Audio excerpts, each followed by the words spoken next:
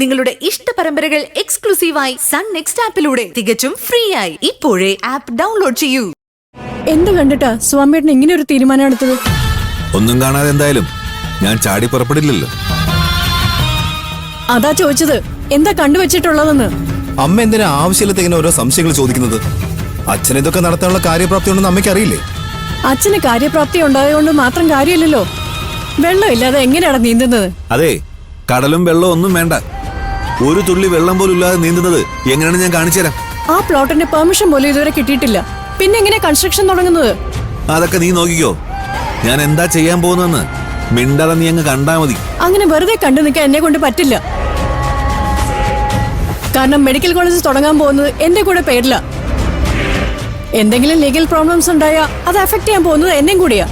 ആഹാ, അതിനെ നിനക്ക് ഈ പ്രോജക്റ്റിൽ പാർട്ണർഷിപ്പ് ഉണ്ടെന്ന് ആര് പറഞ്ഞു? എനിക്കില്ലെങ്കിൽ പിന്നെ ആർക്കാ ഉള്ളത്? നിങ്ങൾക്കും നിങ്ങളുടെ മോനും മാത്രോ? തൽക്കാലവേ ഒരുപാട് വിശേഷങ്ങളൊന്നും നീ അറിയണ്ട. ഞാൻ ഏതായാലും തറക്കല്ലിടാൻ തീരുമാനിച്ചു.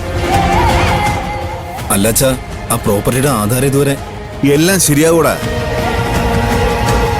കൺസ്ട്രക്ഷൻ തുടങ്ങുന്നതിന് മുമ്പ് അതെന്റെ കൈ കിട്ടിയിരിക്കും.